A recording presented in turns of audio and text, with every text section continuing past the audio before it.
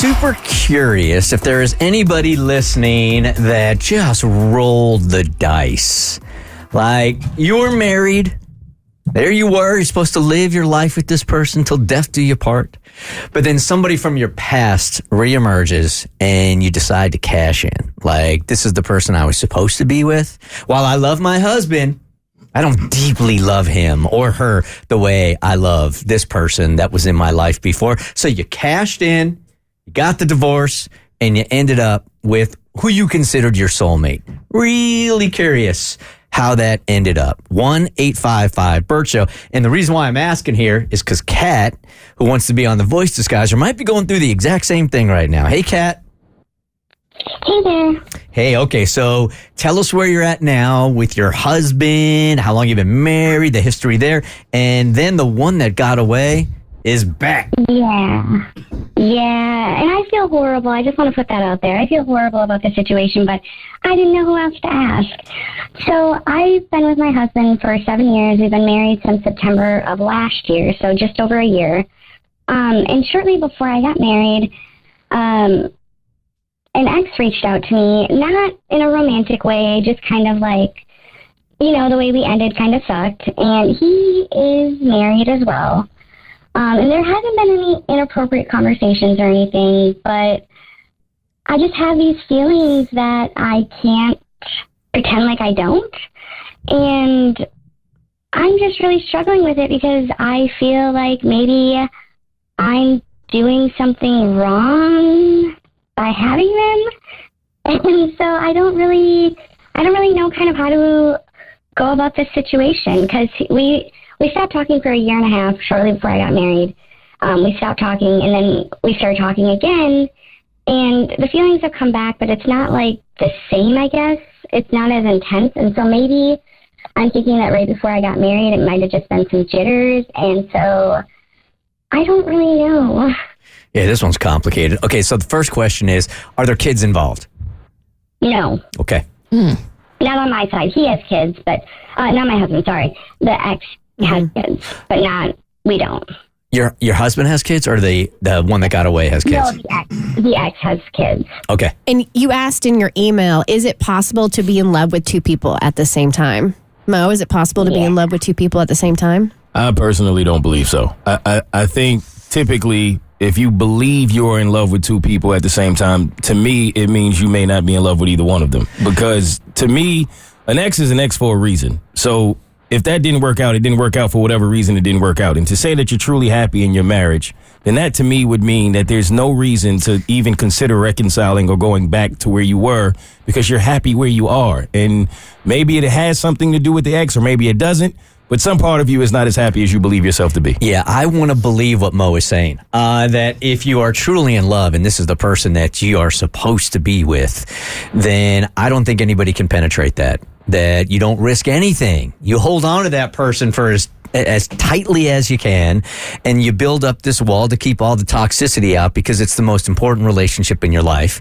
And I want to believe that you would make wise choices in order to keep that relationship if that is truly love. Well, you guys have clearly never seen The Bachelor, because those people fall in love twice all the time. I think it's possible to have really strong feelings for two people at the same time. I think people's definition of love varies. And I think you have to be honest with yourself, like looking back on the relationship with your ex, like if you had to be brutally honest with what was wrong with that relationship and why it ended, what would you say about it? It was so me. I'm the one who messed up that relationship, and I will say, like, I know nobody's perfect, but I don't think I've really ever messed up a relationship before other than that one. So there is some guilt and shame that comes along with what took place, and so it does make it a little bit more complicated. Can you be more specific? Like, how did you mess it up? I cheated on him when God, this is so bad. When he was deployed, I cheated on him. Okay. Okay. Yeah. So when he got back, he didn't really want to see me at that time, which I totally understand. And so we never really, I guess, had closure so much as far as like what took place. But I got that when we talked a year and a half ago. I got the closure that I needed as far as that goes. So it's a struggle. Like yeah. Kat, just one question before I start to go to the phones because people feel very strongly about this.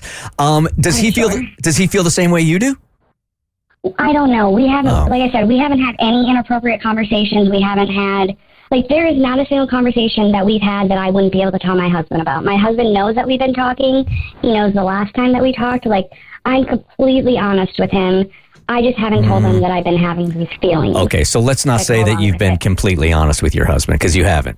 Okay. All right. So, Haley, good morning. You are on the Bert Show. Good morning. So this didn't happen to me, but my ex's mom did this situation. So she was remarried to her second husband. So she had 2 kids prior. They were young teenagers.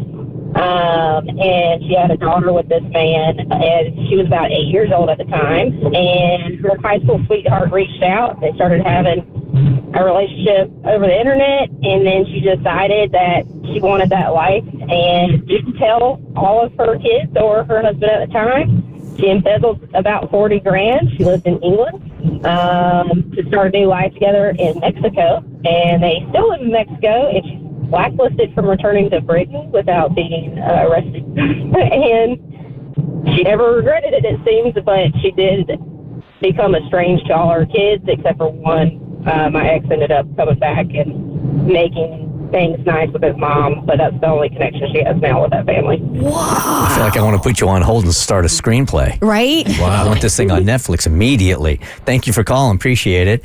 Mike says, I'm completely wrong. It's more complicated than that. Hey, Mike. Hey, Mike. I'm sorry. Hey, Bert, and everybody. I don't. Let me stress by saying I'm not saying that her feelings are wrong. I'm not going to sit here and condemn her for having the feelings that she's having.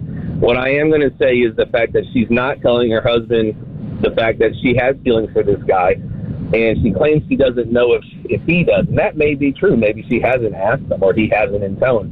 But both of them are married. It's emotional infidelity. Mm-hmm. And the fact that she acknowledges this but doesn't want to stop it, that shows that, and she says she's feeling some guilt, there's your answer. If you feel bad about it, and then there's your answer. I'm not shaming her because, but, feelings are feelings, but when you feel that I'm doing something wrong, and it's like you said, she hasn't told her husband everything. She's not being 100% honest. But this man also has kids of his own and is married.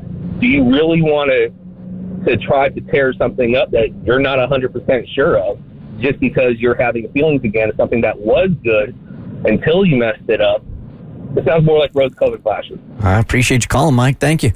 I've said this a whole bunch of different times. Infidelities are just a series of choices. Right? So you got a choice to make right now. And the choice that you're going in on is I'm going to continue to text this guy, which is going to lead you to infidelity. So it doesn't just accidentally happen. You're making choices right now. So you got to make some choices. I personally think you should be honest with your husband now, and I think that'll give you some clarity a little bit more on what you should do moving forward. But I do think this is something that he should know if you are considering continuing to speak to your ex. Yeah, I think you're seeing the relationship that ended because of your mistake with a little bit of rose-colored glasses. I would put this to bed and stick with the person that you committed your life to. Same. There is something that is not fulfilling you with your husband. Clearly. I think the first thing you do today is you go online, you find yourself a therapist or an online therapist and get to that issue. And then don't even think about the ex anymore. All right? You're making choices right now today, okay? Okay, thank you guys. I appreciate the input. All right, bye-bye. It's the Bert Show. Mornings were meant for the Bert Show. Wakes you up, clears out the cobwebs. Caffeine helps too. The best part of waking. The Bert Show.